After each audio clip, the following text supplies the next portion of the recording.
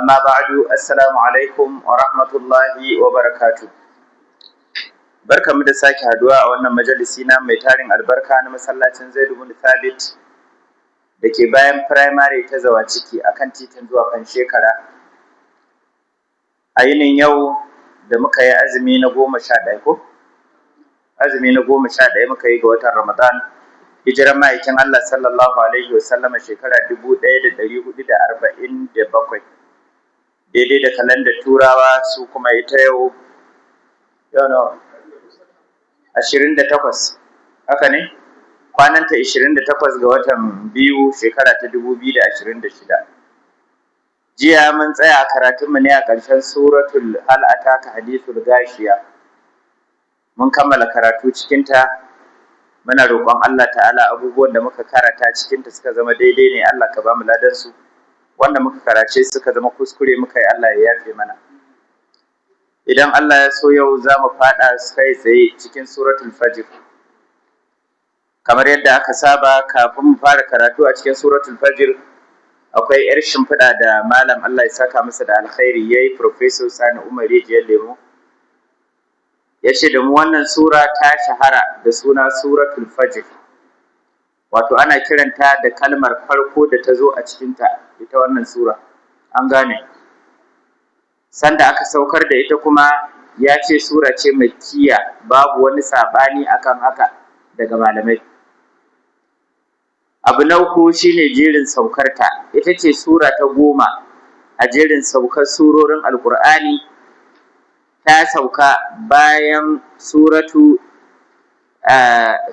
laili kafin suratul duha, suratul lail kafin suratul wadduha wal laili idza saja, sai aka saukar da wannan sura. An saukar da suratul laili, da aka saukar da suratul laili sai kuma Allah ta'ala ya saukar da suratul wal fajr, sai kuma ya zama da aka gama daga wal fajr sai kuma aka saukar da wadduha wal laili idza saja, an gane. Kullum muna ta nanatawa, in tambayar ka aka yi yanzu yau wace sura ce ta fara sauka Alƙur'ani, kowa ya sani cewa ita ce suratu me Iqra bismi rabbikal ladhi khalaq, ita ce sura ta farkon sauka. Amma duk Qur'anan me idan ka buɗa sai ka gani inda suka fara sauka, abin nan inda aka fara saka maka sura ta farko sai a saka maka suratul Fatiha, sannan suratul Baqara ta biyo baya, suratul Ali Imran ta zo, da sauransu. An gane? To shine. Kan haka a rukunin surorin Alƙur'ani guda 114, ita wannan sura ita ce sura ta 89 a wancan sabon tsari da aka yi shi a zamanin Sayyidina Usman, kamar yadda muka ba da ɗan tarihinsa a kwanakin baya. Haka ne ko? Idan ba a manta ba mun yi bayani. Adadin ayoyinta 30 ne a lissafin mutanen Kufa da Sham. Amma a lissafin mutanen Madina da Makka, adadin ayoyinta guda 32 ne. Haka kuma a wajen mutanen Basra, nan kuma sai suka ce ayoyinta guda 29 ne. Duk waɗannan lambobi da ake sakawa su ne kawai suka kawo bambancin, amma ba wani karatu za ka zo kana yi ka dinga ji cewa an cire aya kaza a cikin wannan sura, ba abin da aka cire. Ya fahimtu? Jigon abin da take magana a kai, Malam ya ce tana bayani ne game da girman ƙudurar Allah maɗaukakin sarki da halayen ɗan adam, da kuma bayanin ƙarshen masu ruɗuwa da kansu. Shine jigon abin da wannan suratul wal fajr take magana a kai. Tana bayani game da girman ƙudurar Allah maɗaukakin sarki, tana bayani game da halayen 'yan adam, da bayanin ƙarshen masu ruɗuwa da kansu. Kada mutum ya dinga jin cewa shi ne shi ba dama ne. Kar mutum ya dinga rudar da kansa da wannan. Daga cikin abubuwan da ta kunsa, malam ya ce ta ba wa mushrikan mutanen Makka misali da al'umman Adawa da Samudawa waɗanda suka ƙaryata manzanninsu. Allah subhanahu wata'ala kuma ya hallaka su. Ta yi musu gargaɗi da azabar lahira. Ta bai mawa manzon Allah sallallahu alaihi wasallama haƙuri ta hanyar rarrashinsa, da kuma yi masa alƙawari na kawar masa da dukkanin makiyansa a hankali tabaraka wa ta'ala zai yi wannan. Ta yi bayani game da rushe jita-jita akan mushrikan Makka da masu zaton cewa ni'imar da Allah ta'ala ya yi musu wata alama ce da Ubangiji tabaraka wa ta'ala ya kawo musu su mutanen abin nan Makka din a wancan lokacin. Allah ta'ala ya yi musu ni'ima, an gane, to amma su ba su santa ba. Ni'imar ita ce ta aiko musu da manzon Allah sallallahu alaihi wasallama, ba ta isa ni'ima ba. Yanzu Allah a ce maka yau manzon Allah daga cikin kabilar ku ya fito, ai ku kanku ya isa abin alfahari a gurin ku, ya isa abin daɗi, ba haka bane? To shine ta yi sukan mushrikai da nuna musu tsananin butulcin su game da ni'imar da Allah ta'ala yi musu din, domin sun ki godiya ga Allah din a kanta, sun kuma ki taimakawa rundunar abin nan raunana daga cikin wato ainihin mutanen da suke tare da su. Ta tabbatar musu da cewa a ranar alkiyama za su yi nadama akan sakaci da suka yi wajen kin aikata alheri a duniya, ranar da nadamar kuma ba za ta amfane su ba da komai. A ranar ne kuma muminai wato ainihin su kuma za su yi murna da sakamakon da Ubangiji tabaraka wa ta'ala ya ba su kan abin da suka aiwatar da kuma abin da za su girma na samun lada. Allah kai mana mawafuka. Wannan a takaice shine dan abin da malam ya rubuta ya kawo mana. Muna roƙon Allah ta'ala ya sanya mu karanta ayoyin daidai, Allah ta'ala ya sanya mu fassara su daidai. Idan mun karanta su mun fassara su, Allah kai mana arziki da aiki da abin da muke karantawa. Allah ta'ala ka sanya ya zama hujja gare mu duniya da lahira, kada ya zama hujja akan mu gobe kiyama. To bismillah. A'udhu billahi minash shaitanir rajim. Na'am. Bismillahir rahmanir rahim. Na'am. Wal fajr. Wa layalin 'ashr. نعم والشفع والوتر والليل إذا يسر هل في ذلك قسم لذي حجر ألم تر كيف فعل ربك بعاد. بارك الله فيك. Ubangiji tabaraka wa ta'ala ya ce da mu wal fajr, Allah madaukakin sarki ya ce da mu ya rantse da alfijir. To me alfijir? Me ake kira alfijir? Alfijir shine wani yanayi da zai ɗan keto kuma ya dinga ƙoƙari yana yayewa har ya zuwa lokacin da zai zamana yana faifayewa har rana ta samu damar fitowa ita ma da kanta. An gane? Yakan fara da kaɗan-kaɗan tun ana cikin duhun dare, ya ci gaba da fitowa har ya zuwa lokacin da zai faifaye haskensa, sai kuma ya zamana rana ta samu dama ita ma kuma sai ta fito da irin nata hasken. To wannan halitta ce daga halittar Allah maɗaukacin sarki, shi alfijir. Allah maɗaukacin sarki sai ya ce wal fajr, ma'ana Allah ya rantse da lokaci na alfijir, wannan lokaci da ake yi wato ainihin tashi na tashin na wayewar gari kenan. Wa layalin 'ashr, sannan Allah ta'ala ya rantse da darare ko kuma kwanuka guda 10. To su waye kwanuka guda 10? Malamai sun ƙara juna ilimi cewa darare guda 10 ko kwanuka guda 10 su ne ma'anar layalin 'ashr. Waɗansu malamai sai suka ce su ne 10 ga watan Sha'ban, ya sunansa Ramadan, 10 ƙarshe ta watan Ramadan, ita ce darare 10 wanda Allah ta'ala ya rantse da su, dan a cikinsa aka saukar da Alƙur'ani, abin nan aka saukar da Alƙur'ani a daren Lailatul Qadr. Sannan kuma ga bayyanar daren Lailatul Qadr din a tsakankanin wannan darare guda 10. Haka ne? Ai da akwai su ko? Ana tafiya neman daren Lailatul Qadr ne a yanzu? Ba za a same shi ba. Yana ɓoye ne a cikin 10 ƙarshe ta watan Ramadan. Wannan din Ramadan din duniya abin da ake fata kenan a samu, a same shi, kuma aka ce a samar amara ta dararen, ba a cika ba. An gane? Daren 21 yana ciki, daren 23, daren 25, daren 27 da daren 29. Kwanuka nawa kenan?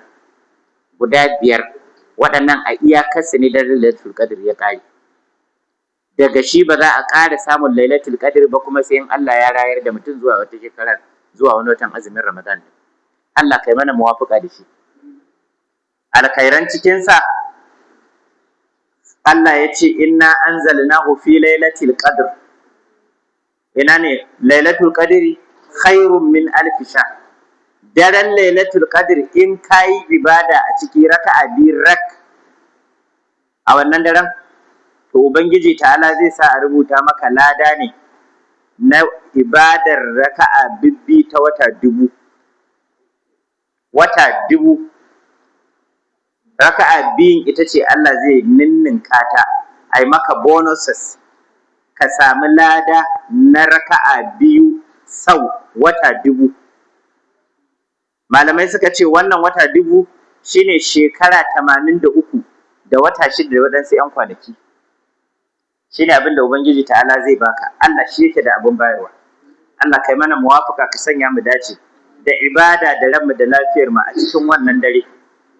An gane, saboda haka ake kwadaitarwa Annabi sallallahu alaihi wasallam, saboda ya rabauta da wannan dare, ya dace da shi daga ran da aka ce yau an shiga 20 ga watan Ramadana, to manzo Allah sallallahu alaihi wasallam sai ya shimfidarsa sai ya tattara kowa masallaci. Iyalan gida dukkanin su a basu.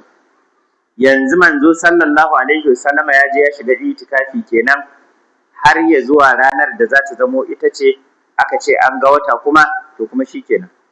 An gane. Wanda ya ga dama ya iya tafiyarsa gida tun daren, wanda bai ga dama ba zai iya zama ya kwana a masallaci. In Allah ya wayi gari kuma sai ya tafiyarsa idi. An gane. To shi ne. Allah ya sa mu dace. Allah kai mana muwafaka. Addinin musulunci haka Allah ta'ala ya zabi waɗansu abubuwa ya fifita su akan waɗansu. Ina tsammani jiya ne ko shekaran jiya muke yin bayani, ban sani ba ko a nan ne ko a karatun mata ne, muke bayani cewa manzo Allah sallallahu alaihi wasallam yake cewa la tushaddu rahadu, ba a cin buri ka ce za ka tafi wani masallaci a duk duniyar nan don ka je can kai nafila raka'a 2.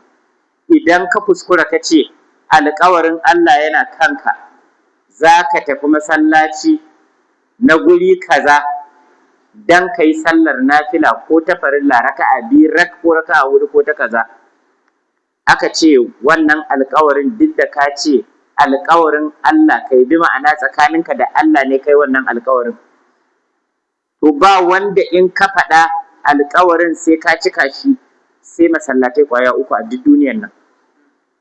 Aka ce ko dai masallacin Baitul Maqdis wanda yake hannun Yahudawa, Allah ka kwato shi,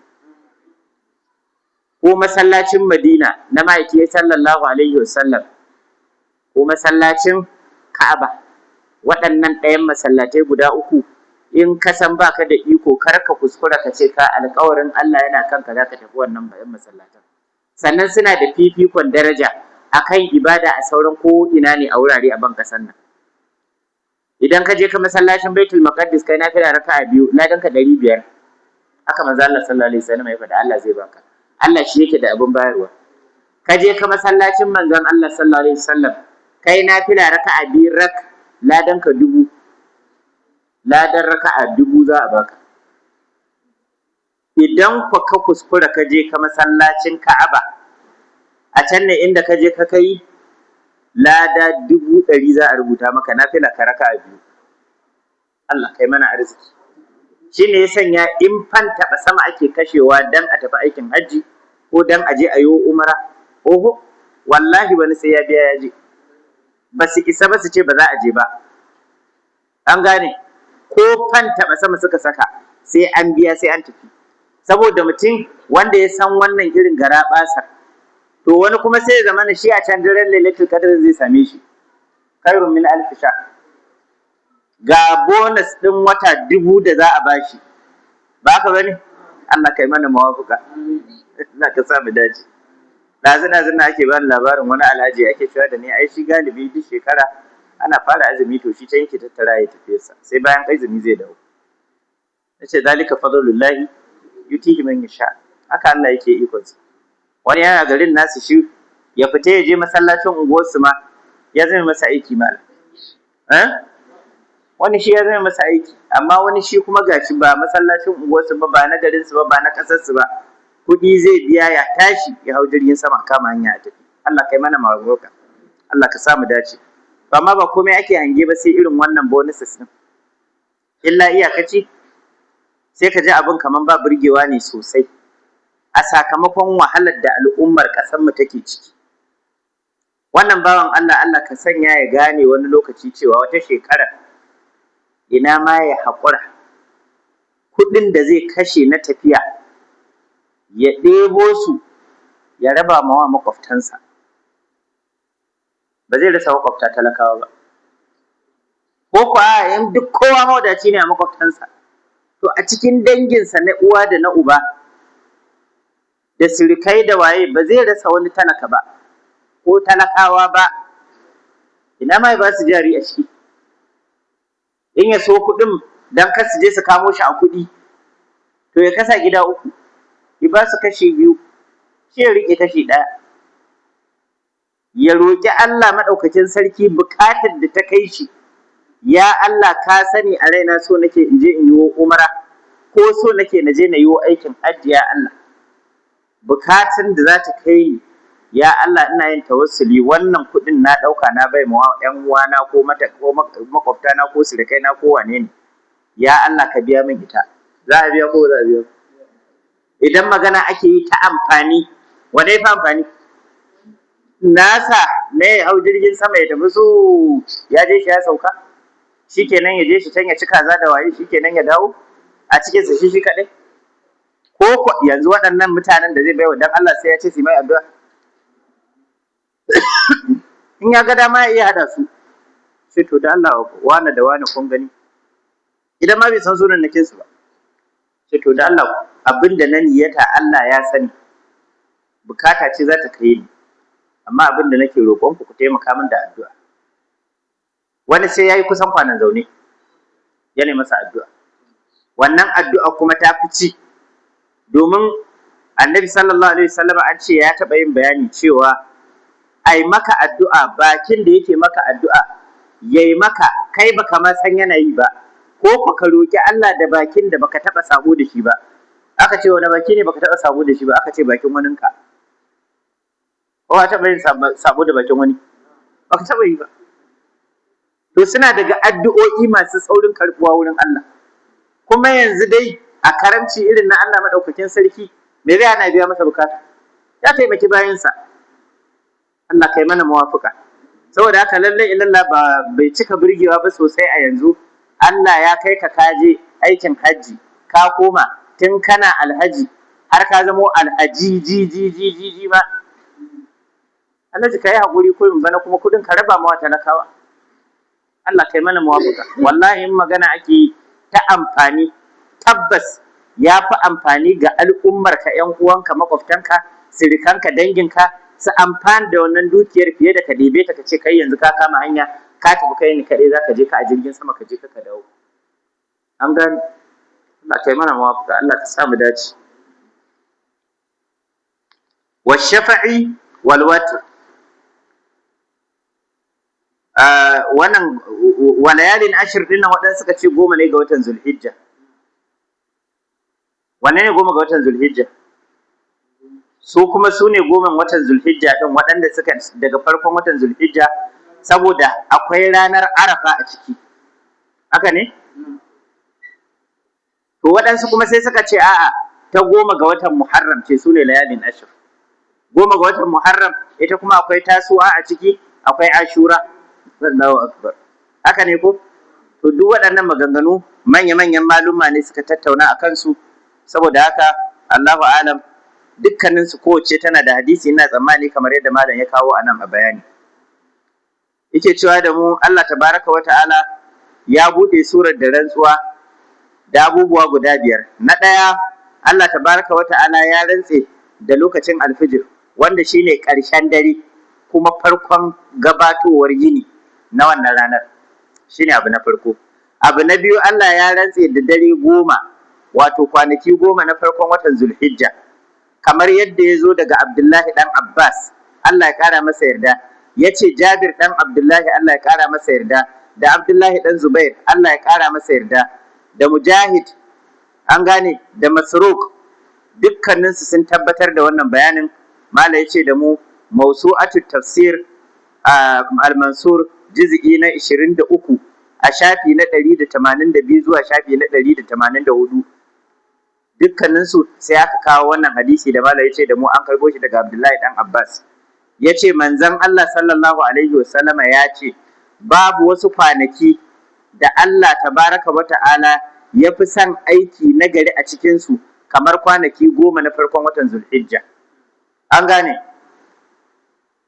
Sai aka ce ya manzan Allah sallallahu alaihi wasallama ko da ranakun jihadi da mutum zai fita dan Allah, sai manzan Allah ya ce ko ranakun jihadi da mutum zai fita dan Allah, sai dai mutumin da ya fita jihadin dan Allah da dukiyarsa da kudaddakinsa da kansa, amma da ya fita bai da komai ba, wato ya karar da dukiyar tasa wajen taimakon addinin Allah, sannan kuma me kai shi kansa ma dai aka ma dai rasa shi.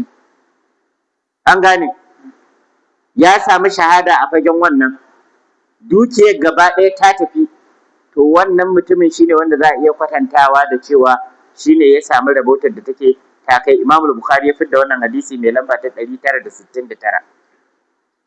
Na uku, Allah tabaraka wa ta'ala ya yi rantsuwa da abu mai cika, wato abin da yake biyu ko hurhudu ko shida da sauransu, shine ash-shafa'i wal watr. Na hudu, Allah tabaraka wa ta'ala ya yi rantsuwa da ainihin abubuwa waɗanda suke na wutiri. To waɗanne ne na wutiri su kuma? Shine malamai suke bayani cewa an ce maka na wutiri, to su kuma su ne wato ainihin abubuwan da suke a daidaiku. Allah ta'ala ya rantse da abubuwa na wutiri. To menene wutiri? Lambobi waɗanda ba sa rabuwa daidai. A nan wurin malam ya ce da mu rantsuwa da cika da mara, ko kuma ka ce mata rantsuwar komai da Allah ta'ala ne ya halitta, wanda yake cikin ɗayan waɗannan abubuwan guda biyu, wato ko cika ko mara. Haka malamai suka dinga tattaunawa ana ainihin lissafawa. A nan waɗansu malamai suka ce an ce da namiji da mace shine ainihin wa shafa'i wal watr. Waɗansu malamai suka ce a'a, wallaili idza ya gasha wan nahari idza tajalla wa ma khalaqa dhakara wal untha. Sai aka ce namiji shine cika, mace ita ce mara. An gane me mara? Wannan yara yanzu sun san mara? Kai, kun san me mara? Ba san ta ba.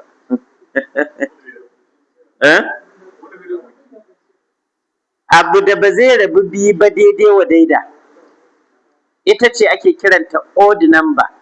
Suna zuwa makarantun boko ana yi musu even number da odd number, amma ba san me even number ba dan ba fassara musu ba, kuma an fassara masa yayi bayani ko a harshen Hausar.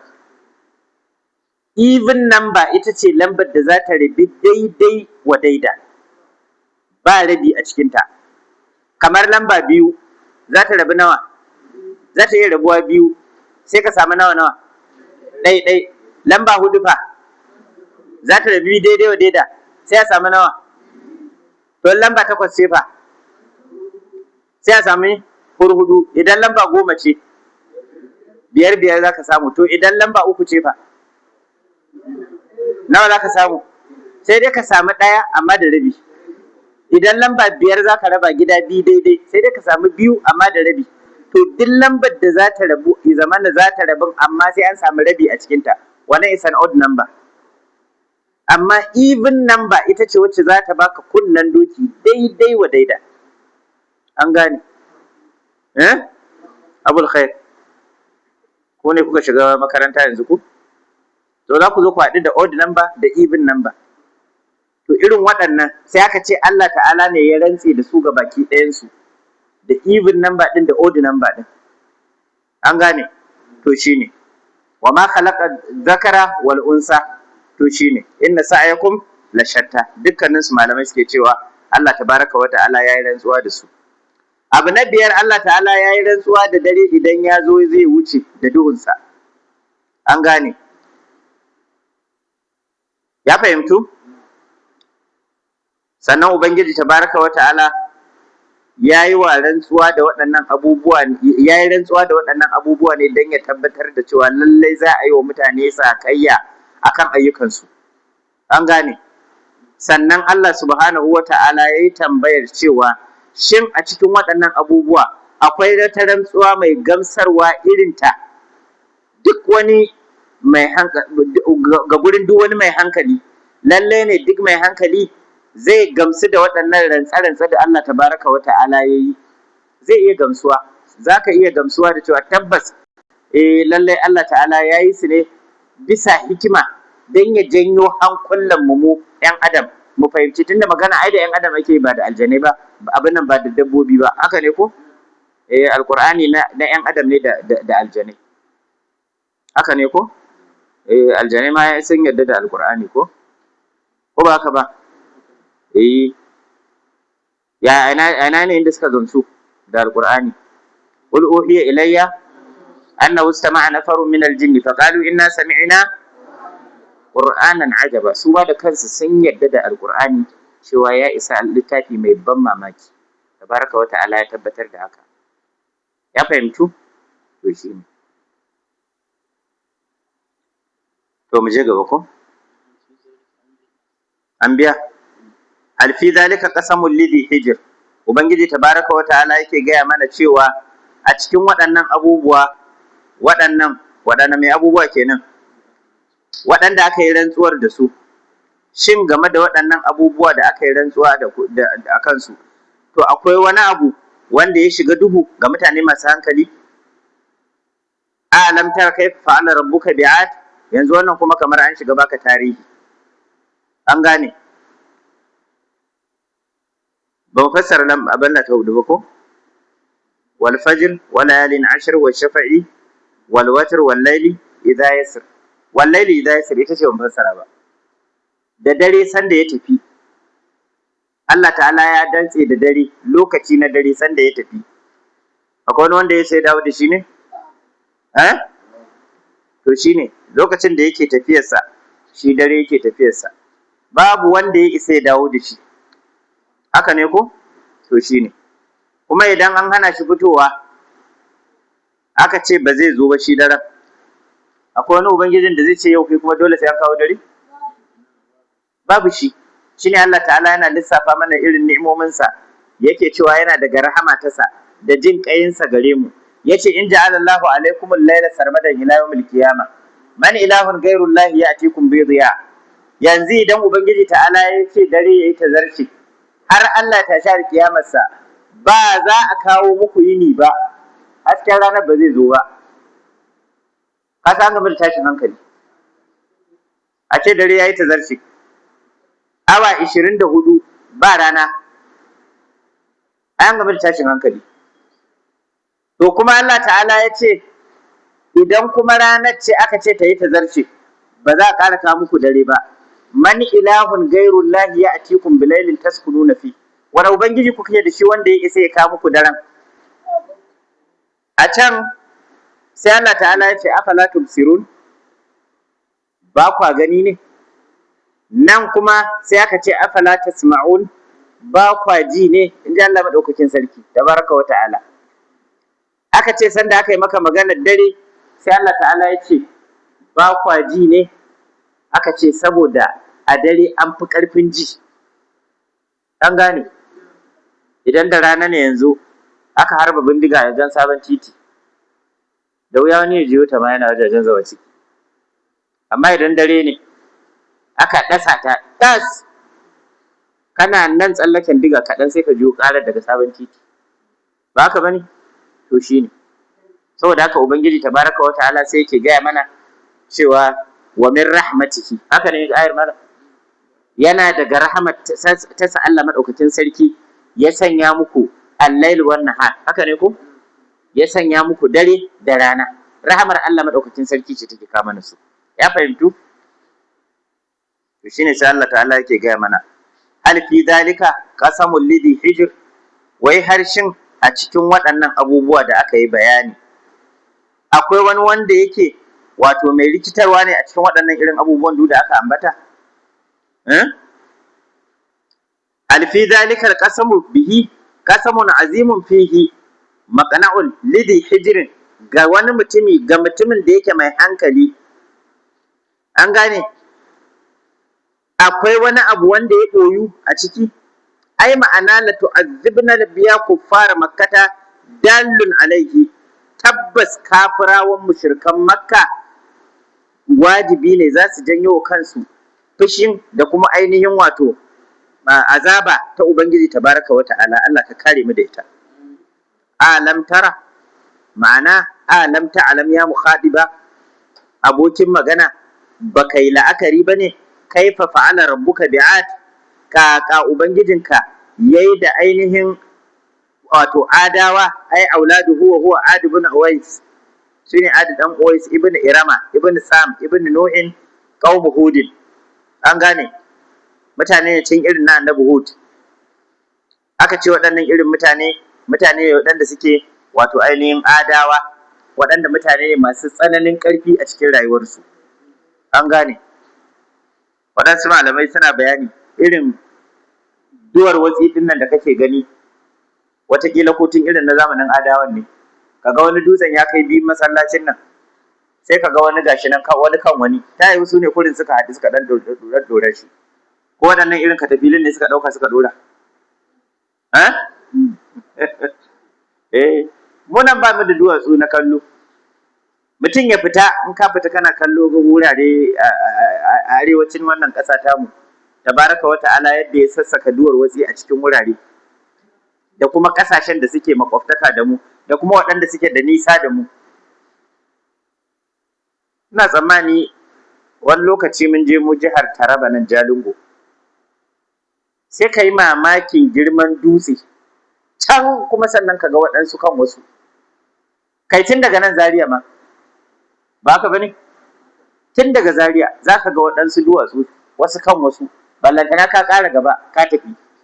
To babu shakka watakila Allah da ikonsa ta yi ko tun irin na zamanin adawan ne, Allahu a'ala, ta yi ko sun zagayo har ɓangaren Najeriya, su irin adawan na wannan lokacin.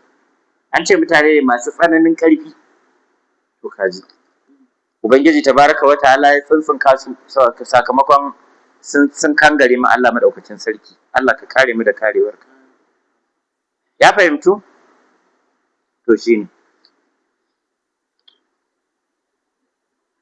Saboda haka irama zatul imad bayanin li'adin ai sibbi irama wa hum adin al-ula aw ahla irama ismu baladatihim, su mutanen wato zatul imad din nan to su ne mutanen garin Irama, sunan garin su ne, ala wajhil bahr bil Yaman, a wani bangare na kasar Yaman, ko kuma tsallaken kogi na kasar Yaman.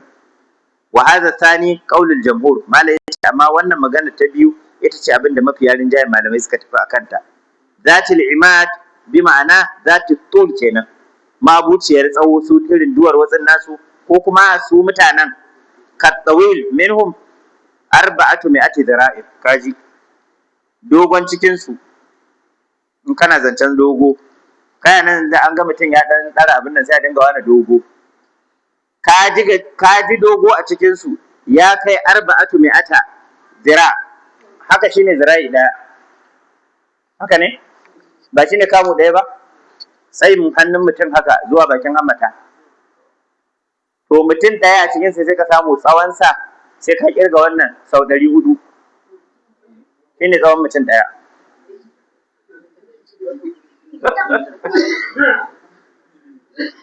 Ina gaya muku akwai mutumi a zamanin manzo sallallahu alaihi wasallam wanda ake ishara da shi saboda tsananin tsawonsa.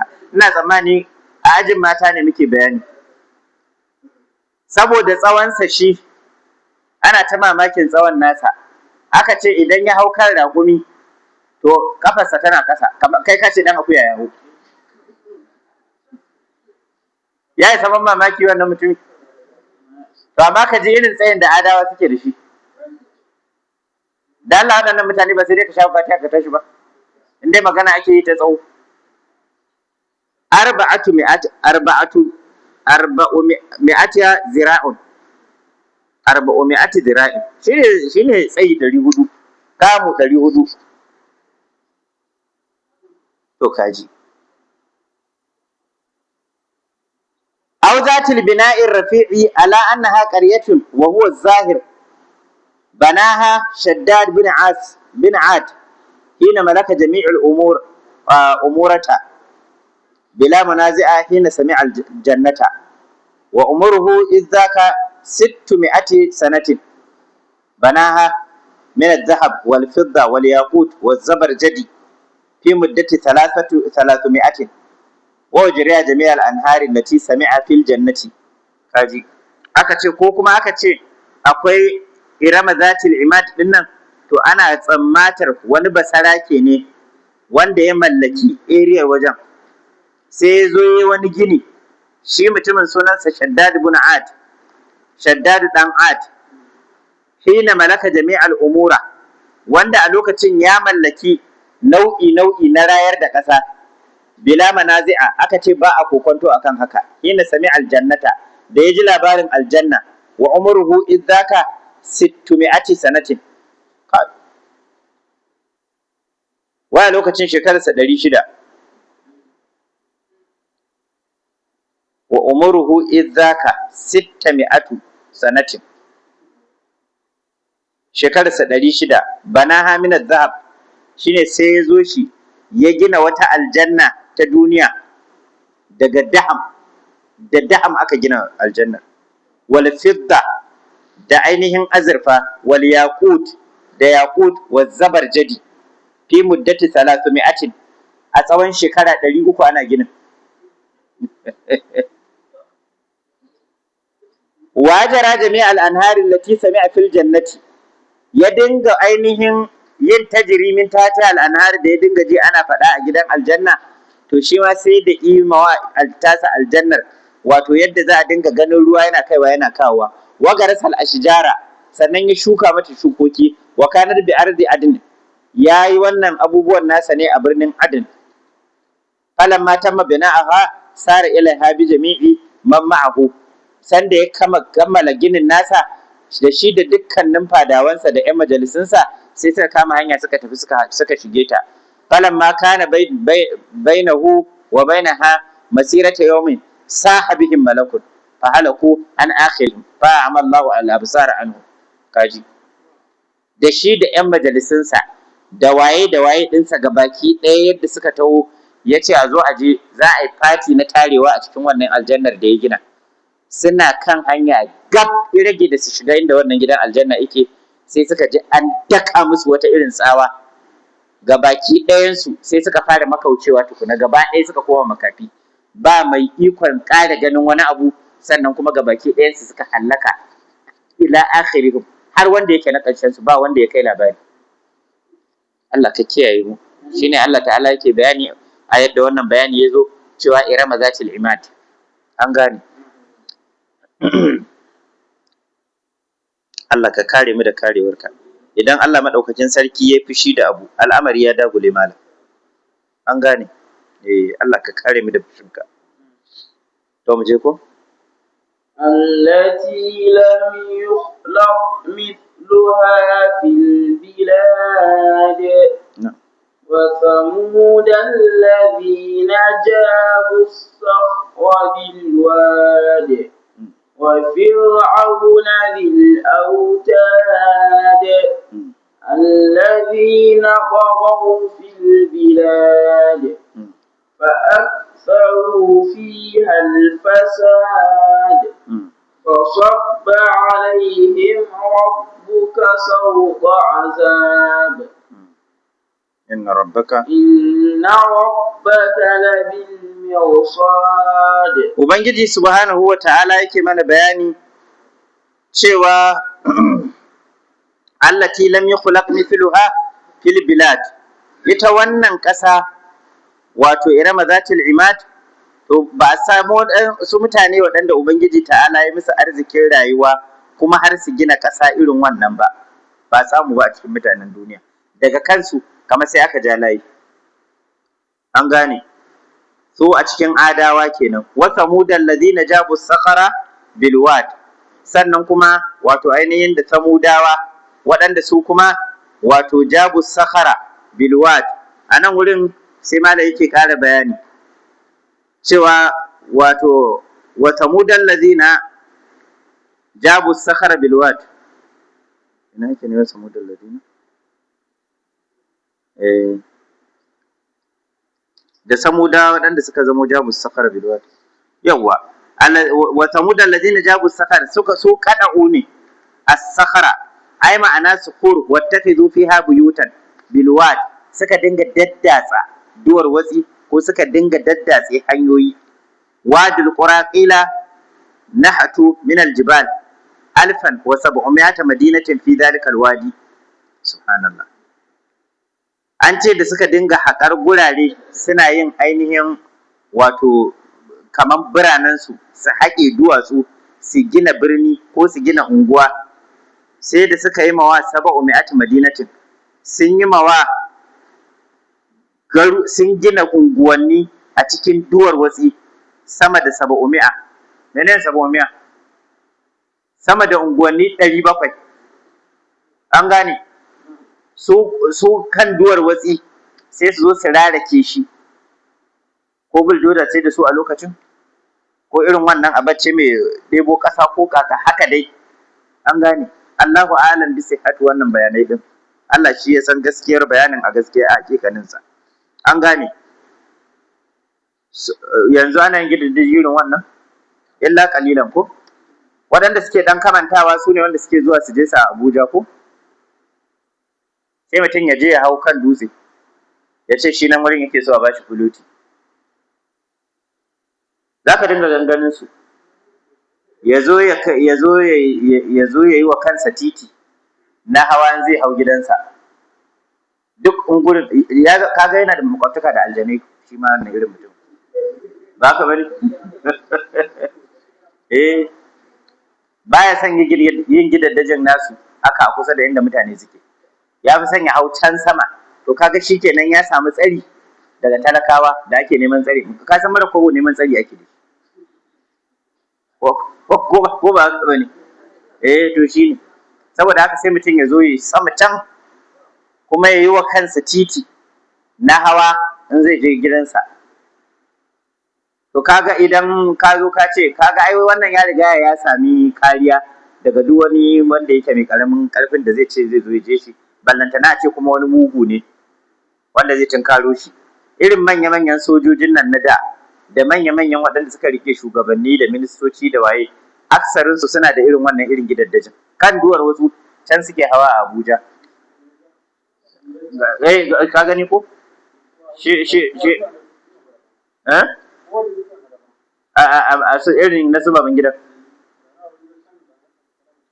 dutsen akan dutse, su ne kawai za su hango ku haka, sai muku bai da adabu. Amma ko na ka je gidan nasa malam, kake shigowa cikin muku to ai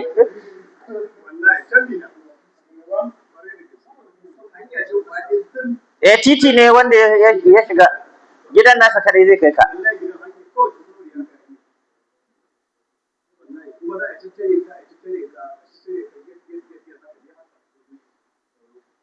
Kuma ba gidan kowa zaka je ba sai nasa, wa da wula sharika lahu. To shine to waɗannan irin mutane, to shine to sai Allah ta'ala yake ba mu labari an yi waɗanda suka dinga gina unguwanni su sai da aka yi sama da unguwa 700 ko birane ko kwatas guda 700 a kan duwar watsi za su zo su haƙe su gina wannan garin, zamo sun yi wa unguwar ko sun yi wa area tasu ofishin 'yan sanda, sun mawa ofishin abin nan 'yan bijilante, sun musu asibiti, an yi kasuwanni, an yi wane ne, an yi waye duka. An gane? To shi ne haka ake yi.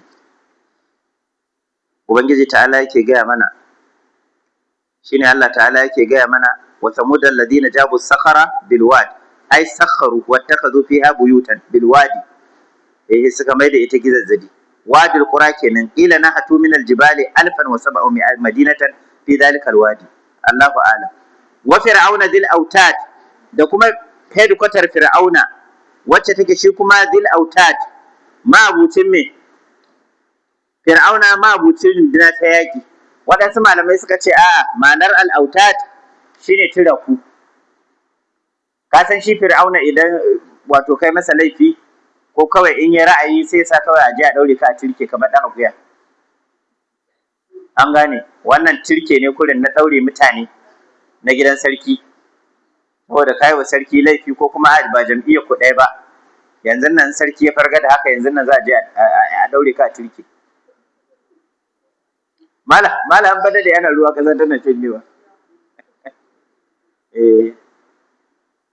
azzaliman sarakuna da azzaliman masu mulki sun yi abin da suka yi kuma har yanzu suna ta yi kuma inna rabbaka labil mirsad ubangijin mai tabaraka wa ta'ala yana nan a madakata yana kallon kowa yana ji yana ganin abin da kowa da kowa yake tabaraka wa ta'ala kuma ba wani takurawa ba wani tashin hankali za ka kare mulkin ka sauka daga kan mulkin ka kuma zo ka kamo hanya a kawo kai zuwa gare shi tabaraka wa ta'ala yawma la yanfa'u malun wala banuna illa man ata Allah bi qalbin salim ba haka bane wallahi malam ina kai misali da wani bawan Allah da ya rasu ran waccan juma'a ya kwanansa 8 a kabari a kawai wani tunani da ya zo min kwakwalwa malam mutanen lungunmu na cikin gari makabartar dan dola ke kawo su bayan mun je mun binne shi na ga irin dimbin jama'ar da suka yi masa sallah da waɗanda kuma suka kamo hanya suka rako shi kuma sai muka kamo hanya gabaki ɗayan mu muka taho Allah ka gafarta masa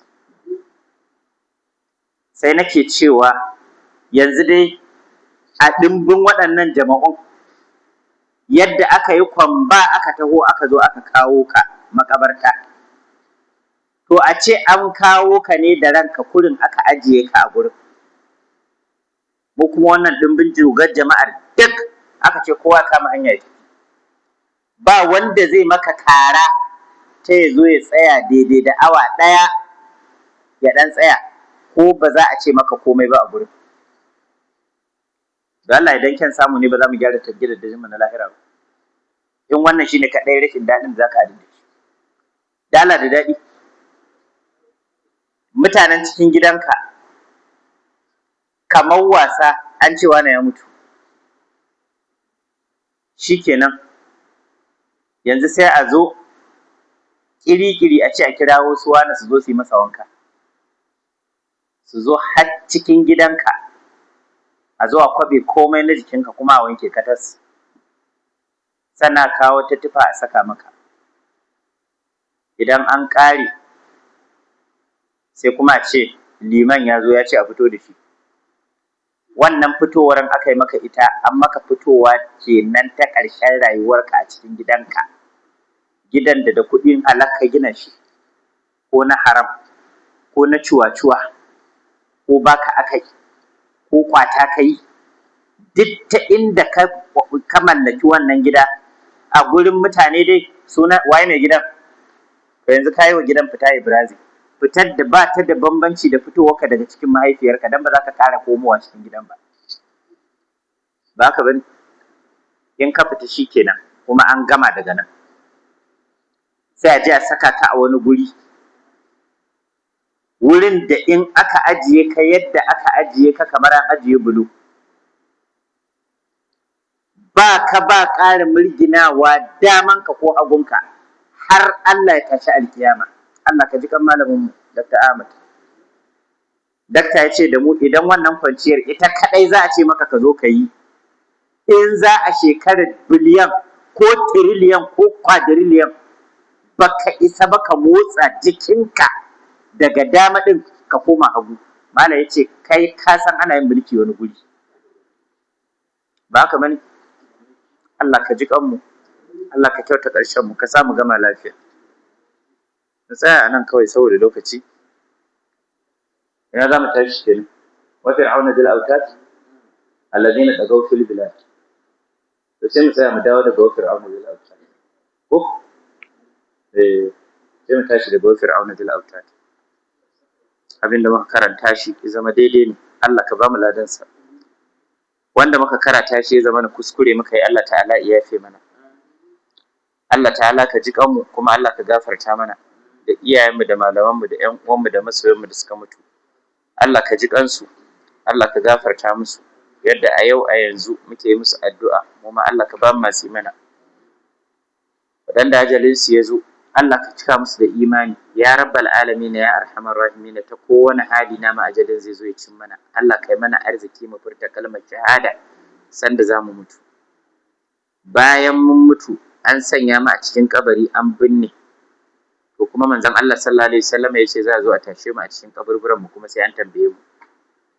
Allah ka tabbatar da mu, ka ba mu ikon bayar da jawabi daidai. Allah ka tabbatar da mu wajen ba da jawabi daidai. Allah ka tabbatar da mu ba da jawabi daidai. Sannan akwai marasa lafiya a cikin gidaddaji, waɗansu kuma a asibitoci. Allah ka ba su lafiya. Muna godiya ga Allah, akwai abokinmu da mune masa addu'a kwanan nan. Allah ta'ala ya barkar da shi. An sallamo shi daga asibiti jiya, na gaya muku ya kwanta ne a ICU. Wannan wuri na sai abin da hali ya yi. Har yanzu dai ban ma yi magana ni da shi ba, amma alhamdulillah na gaisa da shi a yace ne ko shekaran jiya. Alhamdulillah jiya ba mun gaisa da shi, kuma alhamdulillah a jiya aka sallamo shi. Allah ka ƙara masa lafiya. Mu ma Allah ka ba mu lafiya, ka kare mu da lafiya. Kuma Allah ka ba mu lafiya, ka ba mu zama lafiya. Fitintunu zahirai da baɗinai Allah kai mana maganin su. Wannan ƙasa tamu Allah ka saukar mana da sabon arziki. Ya rabbal alamin, fitintunin da ake kulla wannan ƙasa tamu a cikin gida da wajen ƙasar, Allah Ubangiji duk masu yi mana wannan kulle-kulle Allah ka mayar musu da kaidin su kansu. Sannan muna roƙon Allah ta'ala an ka tashi mana zaɓi na shugabanni, Allah ka canza mana shugabanni na gari. Allah ka kawo mana shugabanni na gari. Allah ka kawo mana shugabanni na gari. Ya Allah ta'ala ka sada mu da dukkanin alkhairan duniyar nan da na lahira. Sannan Allah ka kare mu daga dukkan sharrin da ke cikin duniyar nan da na lahira. Albarkacin addu'ar manzon Allah sallallahu alaihi wa alihi wa sallama. Da akwai wani tsohon abokin aikinmu, shi ma mahaifiyarsa ta rasu, shi ma ana yi masa ta'aziyya. Allah Ubangiji ya ji kanta, Allah ya gafarta mata, Allah ya ba mu cika da imani.